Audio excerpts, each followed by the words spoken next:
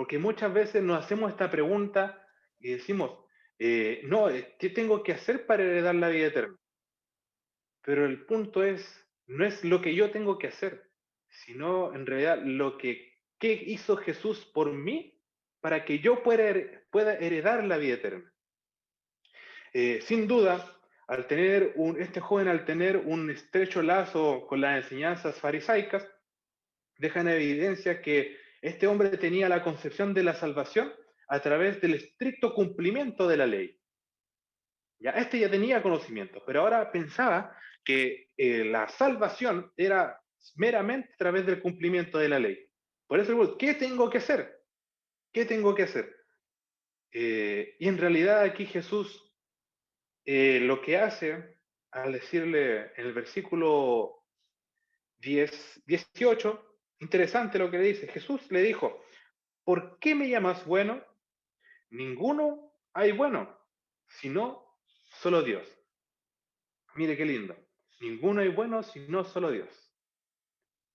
Aquí Jesús no tenía el sentido de hacerle un reproche a este muchacho, sino que en realidad lo que estaba haciendo, estaba queriendo elevar su mente a las verdades que él tanto necesitaba. Porque si una persona, queridos amigos, queridos hermanos, cuando va a Jesús, no va con un sentido de que sea lo que él simplemente quiera, no. Cuando una persona va a Jesús es porque en realidad tiene una necesidad y Jesús quiere cumplir aquella necesidad. Y como primer punto dentro de este tema es que nosotros cuando vamos al maestro es necesario reconocer quién es él, ¿ya? Y humildemente ir en busca de su ayuda y sabiduría. Era lo que estaba haciendo este joven. Fue delante de Jesús y dijo, ¿qué tengo que hacer para heredar la vida eterna? Dice, maestro bueno, ¿por qué me llamas bueno? Dice Jesús. Eh, Mateo, por su lado, en el libro de Mateo, Jesús le responde, complementando toda esta respuesta, dice, si quieres entrar a la vida, guarda los mandamientos. Esto es precisamente una revelación de que Jesús no desestima la ley bajo ninguna circunstancia. Jesús jamás estaba desestimando lo que eran los 10 mandamientos ya en relación con la salvación de las personas. ¿El por qué? Porque nosotros tenemos claro que guardar la ley a nosotros por sí sola no nos salva, pero si incumplimos la ley nos condena. Ya eso tiene que quedar claro. Si incumplimos la ley nos condena. Pero la ley por sí sola no nos salva. Lo que nos salva es el hermoso sacrificio de Cristo en nuestra vida, que nosotros lo hemos aceptado. Eso es lo que en realidad es el mérito de la salvación. En nosotros no hay mérito alguno. Eh, Sigue diciendo el versículo 19, dice, los mandamientos sabes, no adulteres, no mates, no hurtes, no digas falso testimonio, no defraudes, honra a tu padre y a tu madre. Eh, Aquí solamente Jesús le menciona algunos de los mandamientos de la segunda mitad, o tal vez los que estaban escritos en la segunda tabla. No le menciona los primeros 4 mandamientos que estaban relacionados directamente con Dios, sino que le menciona más que nada los mandamientos que están relacionados de una forma horizontal, es decir, que estaba relacionado con su prójimo. Y en realidad menciona estos mandamientos a este joven, probablemente los últimos del decálogo, dice, lleva al joven a evidenciar la necesidad práctica de llevar a cabo la ley de Dios. Mire qué interesante. Eh, para llevar a cabo la ley de Dios. Marcos es el único que incluye esta parte, dice, no defraudes. Los otros 2 evangelios no. Mateo ni Lucas no los incluyen. Algunos pueden aludir que este podría ir en reemplazo del 10.º mandamiento, que no fue mencionado en esta ocasión. O bien está siendo el suplemento adecuado al 8.º y el 9.º. Miren qué interesante. Con el fin de aplicarlo a una persona rica. Ya, esto es interesante, que Jesús en realidad aquí ya tiene lo que sería una aplicación para este joven desde la misma ley. Y le está diciendo, no defraudes, ¿ya? Porque era una persona rica, una persona que tenía mucho dinero, y aquí Jesús ya va directo al hueso. Jesús no va no se anda con rodeos cuando hay una necesidad, Jesús va directamente. Aquí lo que Jesús dice y menciona directamente Dice, entonces, perdón, aquí primero responde el joven, y dice, respondiendo le dijo, maestro, todo esto lo he guardado desde mi juventud. Oiga, y esto en realidad, esto también está muy ligado a lo que es la época, porque muchos jóvenes a partir de los 12 años se les realizaba la ceremonia que se le llamaba el Bar Mitzvah, ya que esto en realidad que se le llamaban que comenzaban a ser los hijos de la ley, ya que comenzaban a ser hombres de por sí que eran responsables de su propia, de guardar ellos solitos la ley, ya que guardar los mandamientos de Dios. Eh, Todo esto he guardado desde mi juventud. Esto en realidad denota una sinceridad en este joven. Eh, y Mateo también agrega, ¿qué más me falta? ¿Qué me hace falta? Y muchos también han tomado esta pequeña frase, ¿qué me hace falta? Como algo de arrogancia en este joven. Así como, ya, yo estoy listo con esto, ya, dime otra cosa, ¿qué me hace falta a mí para ser salvo? Y muchas veces en realidad eso es lo que a alguno de nosotros nos hace falta también.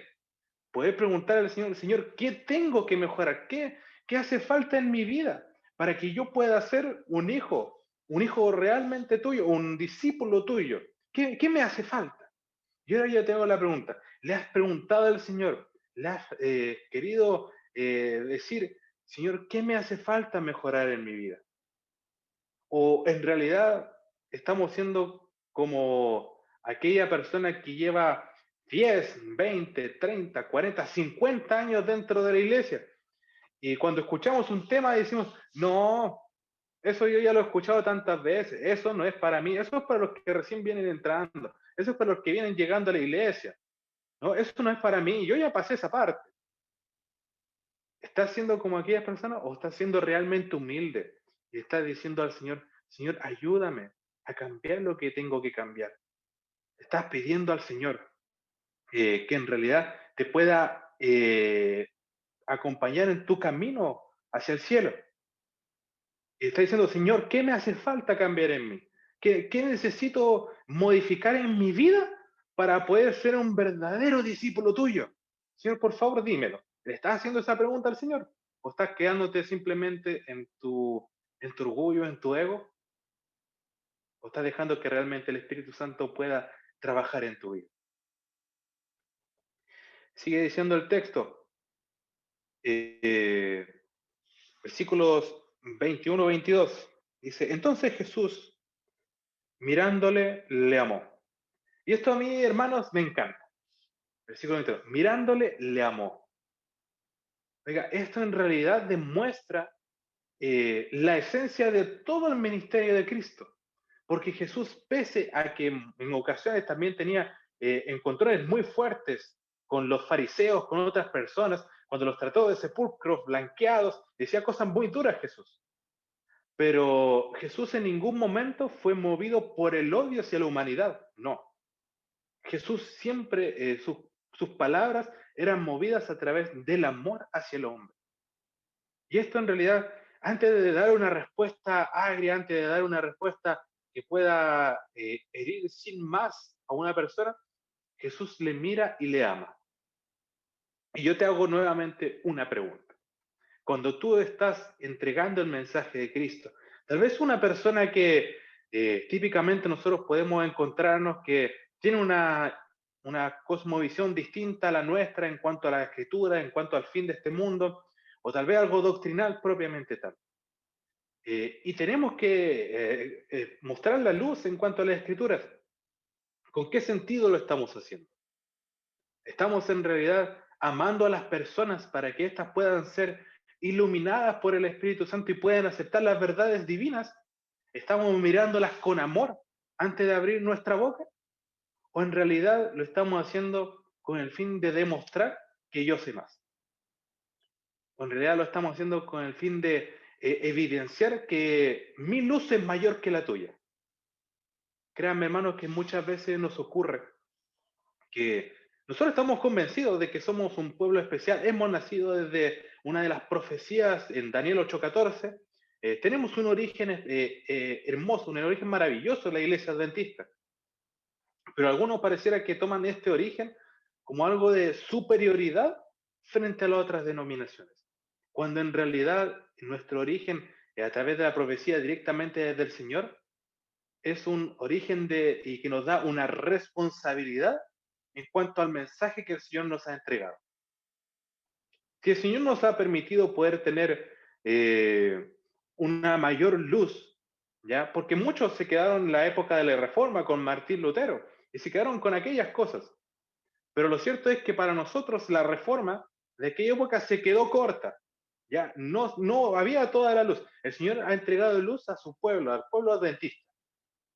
Y es ahora que nosotros con responsabilidad y con amor debemos entregar este mensaje. No con ego, no con orgullo, sino que en realidad demostrar el mismo carácter de Jesús para poder entregar este mensaje. Jesús primeramente ama a este joven antes de responderle. Y eso es lo mismo que nosotros debemos hacer. Debemos amar a las personas cuando estamos yendo a trabajar por ellos, cuando estamos hablando de Cristo. Demostremos en realidad que el Espíritu Santo mora en nosotros. Demostremos que el amor de Jesús en realidad está en nosotros y que ha hecho un cambio. Queremos en realidad la salvación de las personas. Eso es lo que nosotros debemos demostrar a través de nuestros actos. Dice Jesús mirándole, le amó y le dijo, una cosa te falta. Anda, vende todo lo que tienes y dalo a los pobres y tendrás tesoro en el cielo. Hasta ahí. Mire qué interesante. Un joven rico, yo le hago la pregunta, hermanos, ¿tener riquezas en este mundo es malo? ¿Es malo o no? Lo cierto es que no. Tener riqueza en este mundo no es malo para nada. El Señor también quiere que sus hijos vivan de una forma digna. ¿Ya? El hijo del rey de reyes debe vivir también conforme a lo que es su padre. El Señor no quiere que sus hijos estén pasando penumbrias. Pero el problema está, en realidad, cuando esas riquezas, aquellas cosas comienzan a tomar el lugar de Dios en nuestra vida. Este joven le dice, luego Jesús le dice, una cosa te falta, vende todo lo que tienes y dalo a los pobres. Y esto en realidad, este muchacho, este joven, estaba errando, decía, no, yo he guardado todos estos mandamientos, ¿qué más me falta? Pero en realidad este joven estaba errando en el primer mandamiento. No tendrás dioses ajenos delante de él. En este momento este muchacho tenía el problema de las riquezas, ya no tenía, estaba ocupando el primer lugar en su vida, Dios había quedado desplazado por aquellas cosas.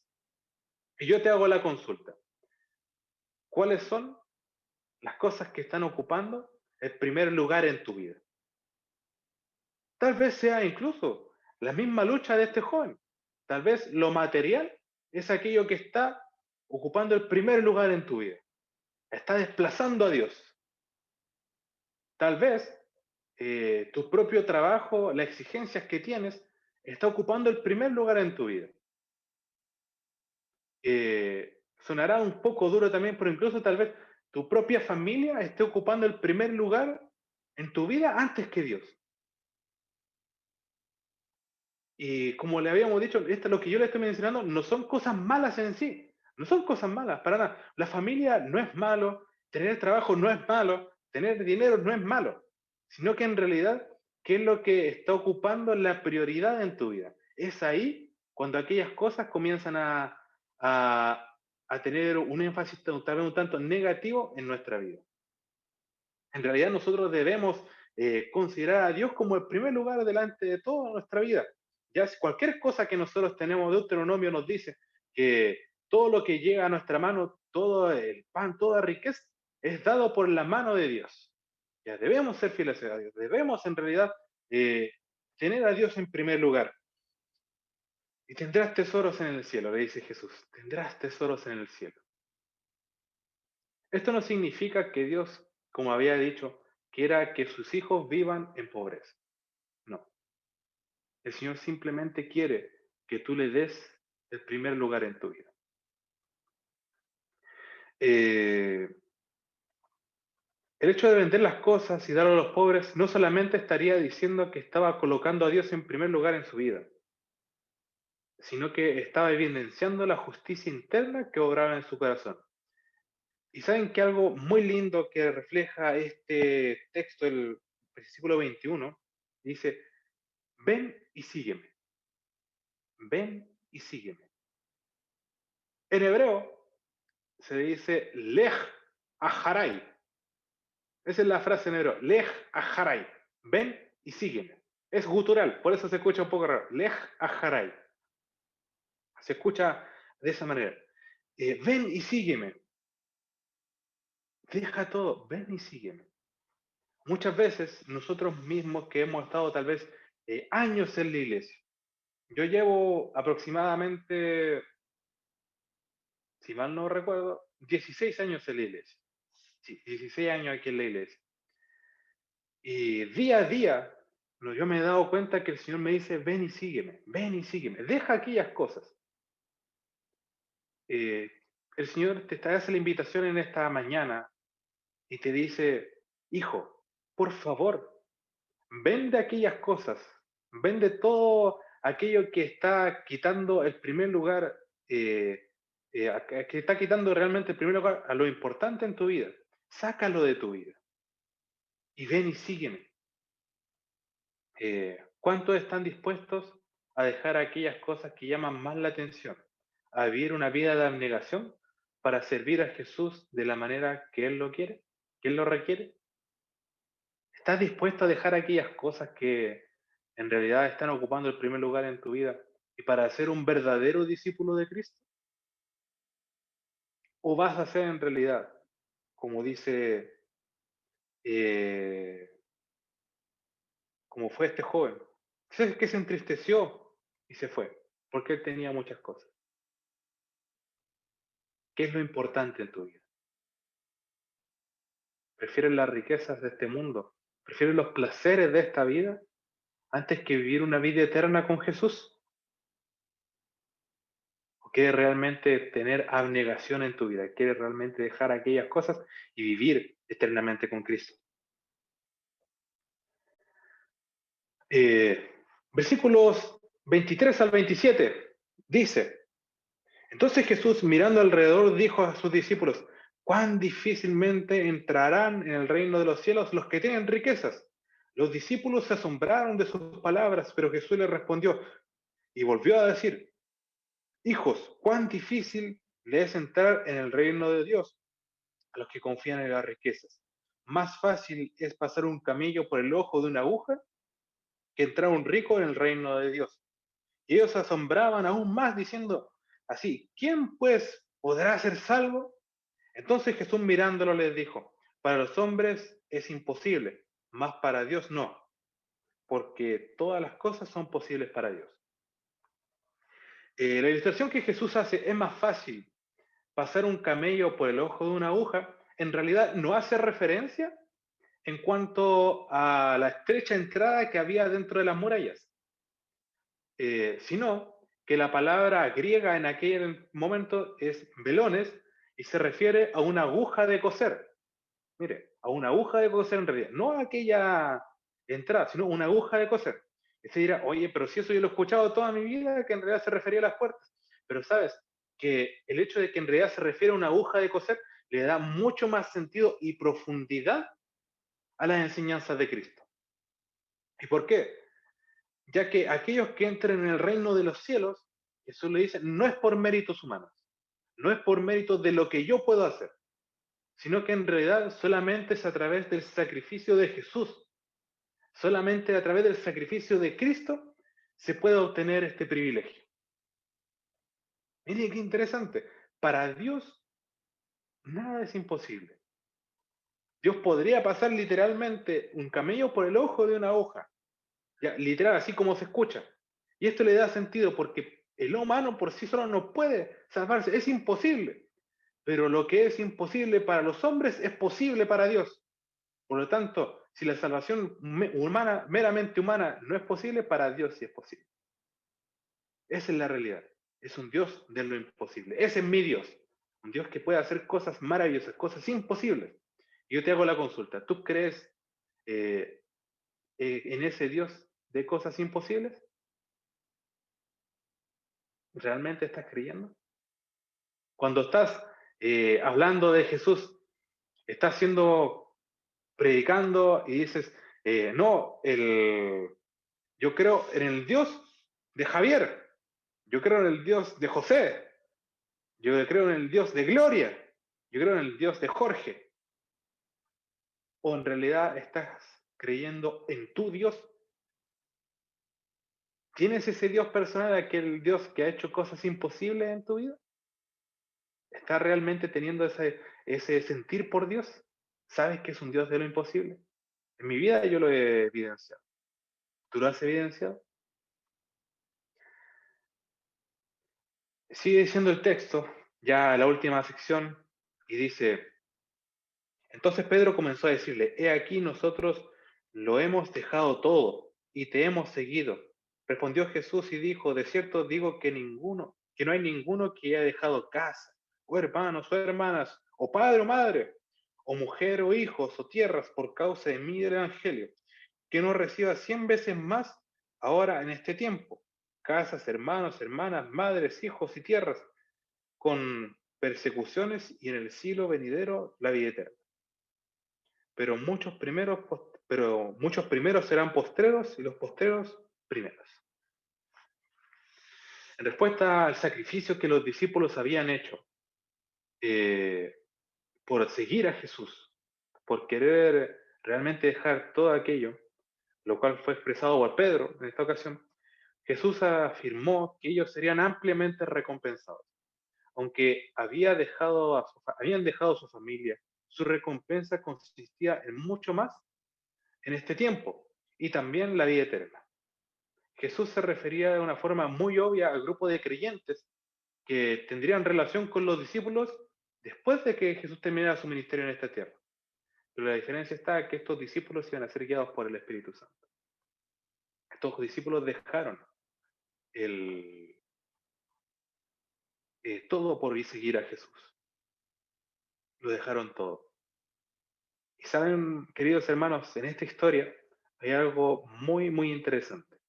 Y es que en realidad cuando Jesús le hace esta invitación a este joven, ven y sígueme, este fue al único que Jesús le hace esta invitación, además de sus 12 discípulos. A todas las personas le decía, ve y cuéntalo.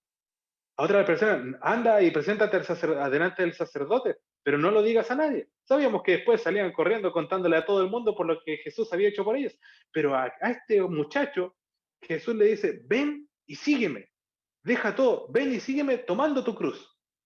Ven y sígueme.